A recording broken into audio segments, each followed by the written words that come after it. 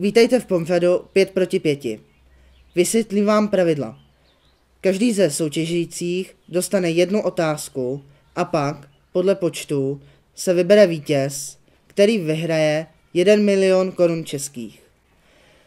Teď bych jsem rád představil rodinu Žofíkovi. Veronika. Dobrý den. Kiki. Ahoj.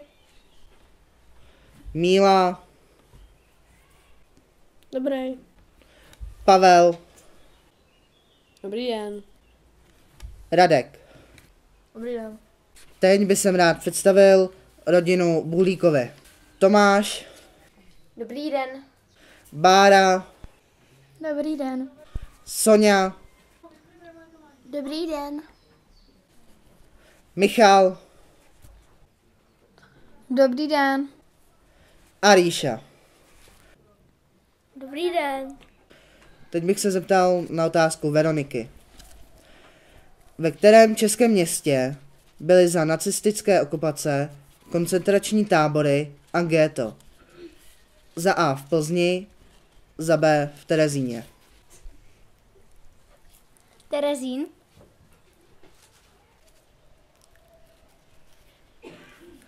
Terezín je správná odpověď. Máte 1 bod. Takže teď se zeptám pana Tomáše na otázku. Jak se jmenuje město, ve kterém vyhlásili Alexandra Velikého faraonem? Za A Gíza, za B Káhira.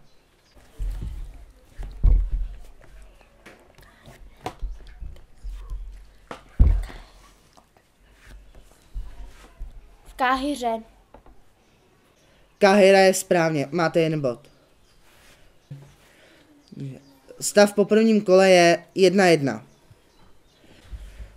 Zeptal bych se na otázku druhého týmu, a to Kiki. Jak říkáme zařízení, které zabezpečuje v autech, letadlech či budovách vhodnou teplotu vzduchu? Za A světlo, za B klimatizace. Klimatizace. Klimatizace je správně, máte 1 bod. Další otázka je pro druhý tým, a to Báru. V létě nám může způsobit poškození pokožky. Za A nadměrné koupání, za B nadměrné opalování.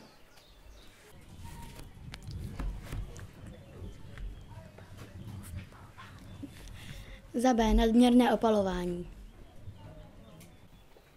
Nadměrné opalování je správně, máte 1 bod. Stav po druhém kole je 2-2. Zeptal bych se na otázku Míly. Co je základní surovinou k výrobě papíru? Za A dřevo, za B plast. Plast! Plast je špatná odpověď. Máte minusový bod. Zeptal bych se na otázku druhého týmu, a to Soni. Odkud se vozili do Ameriky otroci? Za A z Austrálie, za B z Afriky. Z Afriky. Afrika je správně, máte 1 bod. Stav po třetím kole je 3-1 pro Bulíkovi. Zeptal bych se na otázku Pavla. Na kterém kontinentu se nachází poušť Gobi? Za A v Severní Americe, za B v Asii.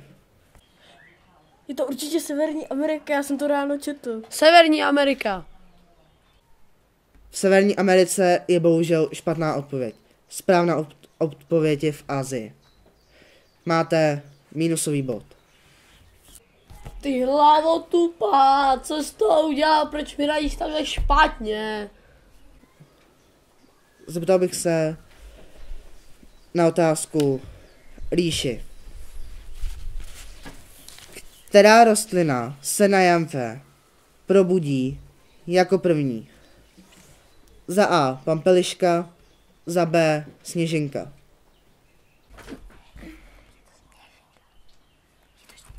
Je to Pampeliška.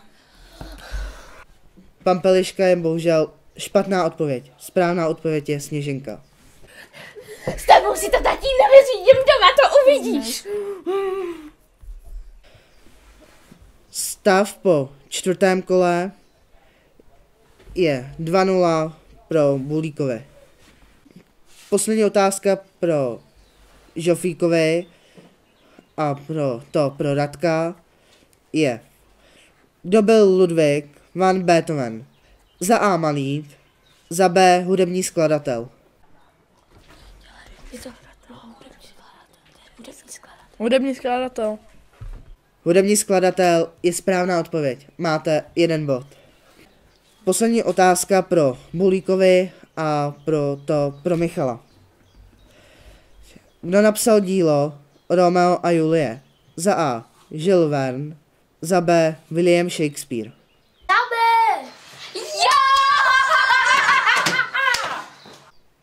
William Shakespeare je správná odpověď. Máte 1 bod.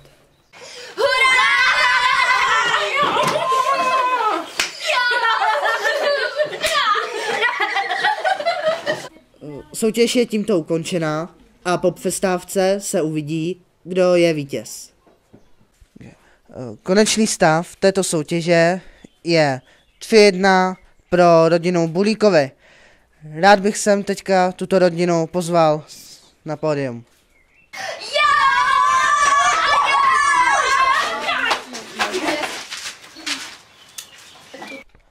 Teď bych sem rád pozval našeho ředitele naší televize a jeho zástupce, kterým předají zástupci rodiny Bulíkových šek na 1 000 000 korun.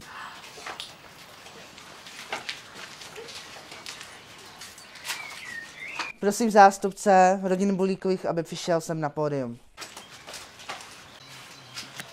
A tím, že vám děkujeme šek na 1 000 000 korun.